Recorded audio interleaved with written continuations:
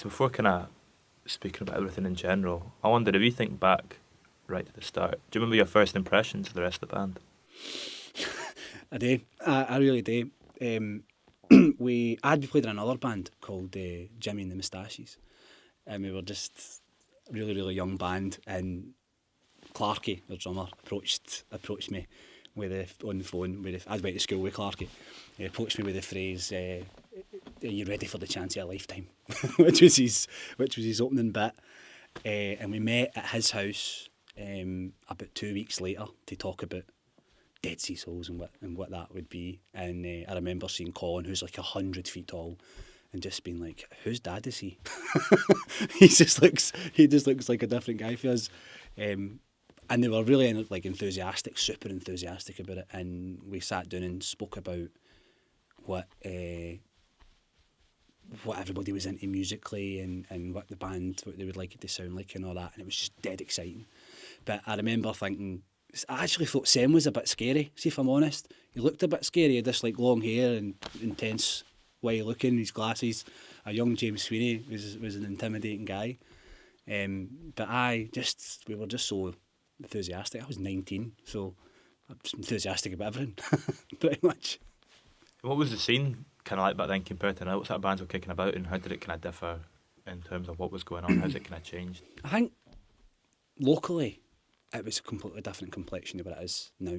I mean, it goes without saying now how West Lothian music is. You know, you could rhyme them off: the Snuts, Mark Sharp and the Bicycle Thieves, Luke the Vulper, Black Dog Days, Ocean Velvets, all these bands, Gary Ovens. I mean, there was none of that back then. There was no bands that we were really aware of in West Lothian, and even in terms of bands that we were aware of for Glasgow and Edinburgh, it wasn't really as popular. That was at the start of the whole like mid-2000 indie kick-off, and then the preceding sort of 3 years, there was an explosion of bands. There was just a huge amount of bands. So it felt like we were really forcing the issue at the start, trying to get gigs, trying to get people to come to gigs. It was a really different complexion, and even laterally, when we'd been playing for maybe 5-6 years, and it was by that time there was a bit of a scene built around Bathgate and around us, and then there was other bands started coming in, bands like the Begbies and stuff for West Lothian. The scene started to really pick up pace a wee bit. So completely different when you think about what West Lothian does now, in terms of bands, and totally different landscape. And I want to speak about something that happened a wee bit later on the band stretch, which was the album. What do you remember about the recording process? Like, what studio did you head into, and how long?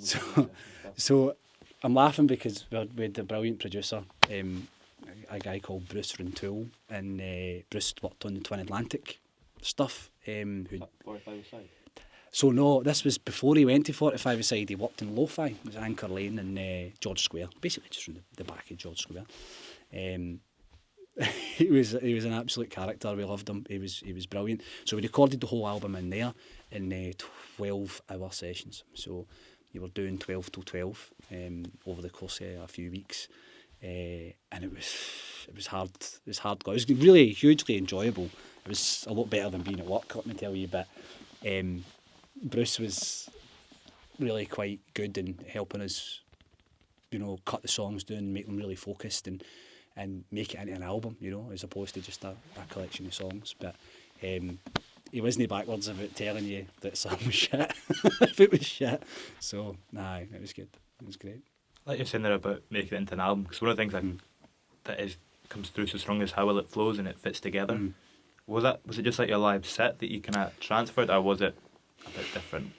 In a way, we like things like the decision to leave in the instrumental at the start. That's a kind of Dead Sea Souls stamp on anything is an instrumental. We love an instrumental. Whether it's linking two songs up, or whether it's starting a set, or whether it's ending a set, we always like to try and do a wee bit of a dancey instrumental. So leaving that in was intentionally to give it a more gig-like feel. And we'd been told throughout the course of playing gigs and recording previous to the album that you guys are great live, but it doesn't translate onto your recordings. And we've done a few EPs and been told it just doesn't quite, it's flat, it doesn't quite work. So we tried to leave it as much like a gigging set as we could, which I suppose if it starts with an instrumental and Trendsetter and ends with Danny Bell is probably a set, a Dead Sea Soul set. So definitely. You mentioned Danny Bell there, because that's something I wanted to ask about, like the recording of that, because you've got like a light, it sounds like you've got a live crowd and you've got all the horns and stuff going on. Mm-hmm. How was that? Like, how did you record that? Did you get folk into the studio? How did that all? We got a few pals into the studio, 4 or 5 people, and we got in as well. We were literally just in a room like this, and there was like 2 microphones hanging down, and we were just literally going da da da da da, like for ages. It was some process, and the horns on it are actually the guy who played the horns for the Fratellis.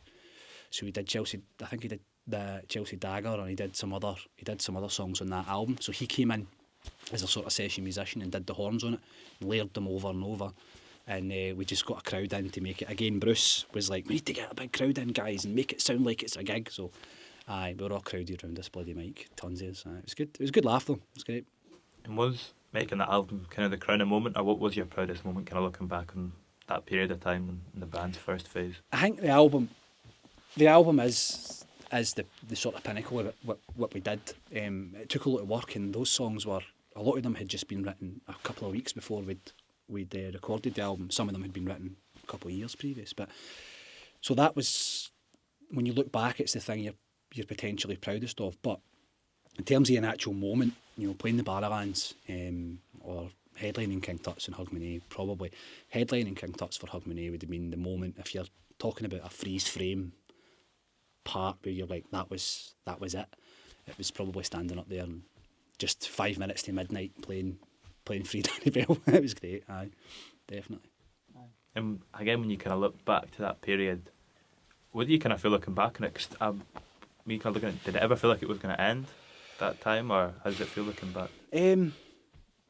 I think we knew that, we've spoke about this before, is that you reach a point when you're playing in a band and you've got real aspirations of making it your career.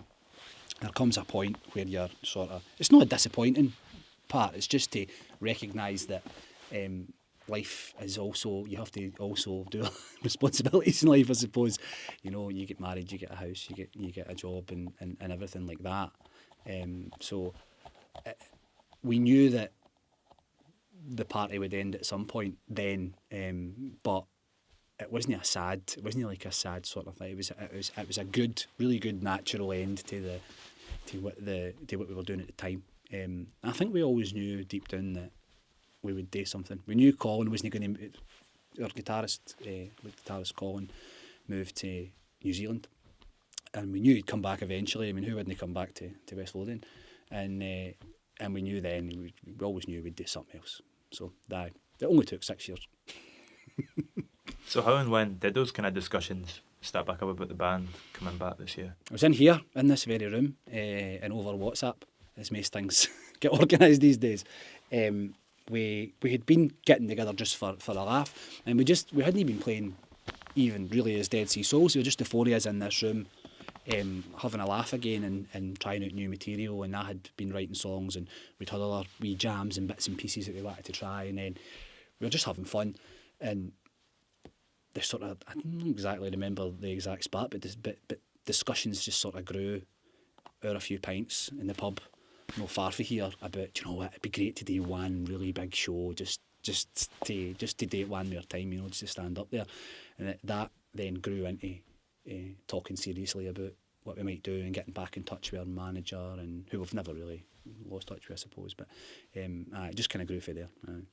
Did it click as soon as you were back in the room rehearsing, or did it take a wee moment to kind of get... It took, we had to go through, in football terms, a pre-season for sure.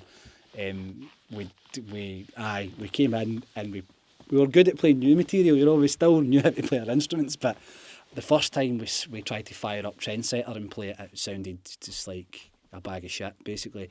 Couldn't believe how bad it was, so we took a couple of weeks to really to get it, for it to click and just to get used to it again. but no, I knew we sound like we did 6 years ago, but aye, definitely a couple of weeks of no sounding great, like. And obviously with the Tuts show now, it's 2 Tuts shows. First one sold out in 2 minutes or 90 seconds, arguably. Our manager's arguing it was 90 seconds. I'll take 2 minutes. Did you expect that? Like, what was that like when you heard that it sold out in 2 minutes? I thought something was broke. I honestly thought the something rang, the website's crashed, something's going on. When we first started talking about doing a gig, it was about hiring a hall somewhere in Whitburn and playing to 50 people or whoever might be interested in coming and seeing these 4 old guys play again. And we didn't ever think that we'd go to that. Discussions got to the point where we thought, we'll do it the right way, we'll hire a venue, we'll do this and blah, blah, blah. And then through our discussions with DF Concerts and King Tuts, and getting offered the King Tuts gig, and we thought, right, it's the right thing to do because it's our spiritual home in a way. And then the first night selling out so quickly was just a total shock. I actually thought it was a wind up. It was insane. It was good though. It's great. And you mentioned earlier on as well when you went back and rehearsing, like in terms of writing new stuff. Had you all been writing stuff over that 6-year period where you still hadn't been in a band? Had you still been writing new tunes yourselves? Aye, in fits and starts, I had written some material. I had just played a few acoustic gigs here and there. A couple of festivals and stuff. Gig in the Goyle, I mentioned it before. A phenomenal festival up in Drumsiny and organised by your manager, and it's a phenomenal festival. So I played that every year, and it gave me an excuse to write new material and work on an acoustic set. But nothing really structured, or I never really wrote songs that full time, I wouldn't say. Colin played in another band in New Zealand, which is kind of like having broke up with a lassie and then got together with somebody else, and then now he's expecting to come back. We've no forgiven him for that, but so he'd still been playing as well, but it's not the same. The acoustic gigs are a lot of fun for me, but it's nothing like playing in the band, nothing at all. And when you look at the stuff that you're writing now, obviously with 6 years having passed, you're in a bit of a different stage in your life. Can you see that in the music and what you're writing about? Definitely, aye. The lyrics are different, for sure, and also there's a different style of how we play, but in the same way that we had evolved over the 8 years that we'd been playing. When we started, we played these like 2.5, 3 minute rattly, like jumpy ska tunes almost, and then by the end of it we had been crafting songs a wee bit more like Six and Brave and the Comet, sort of the later stuff. So that the new material that we've been working on since we got back together earlier in the year has been like that. So you can see, if you stand it up next to, say, Young Team or Caroline, they're still you can recognise it's the same band, but they're completely different in terms of how they're written. And in terms of the songwriting process as well, when you're all writing together, is that still the same or has that changed as well? It's still pretty much the same. There's no, I'd love to say there's a format, but there isn't.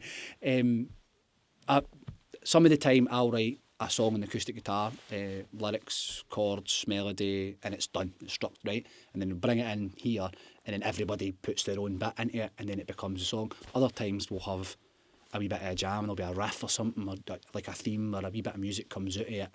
We've got a song called I Go Where You Go. It's one of my favourite ones to play, and it's one of the lesser known, probably the ones we play. But it's the most fun, and we wrote that one just for like, I think we were warming up.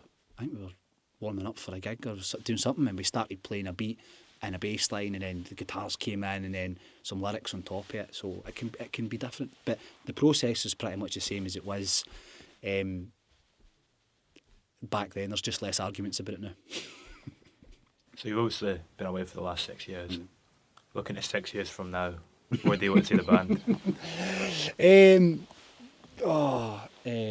International stardom, definitely, 100%.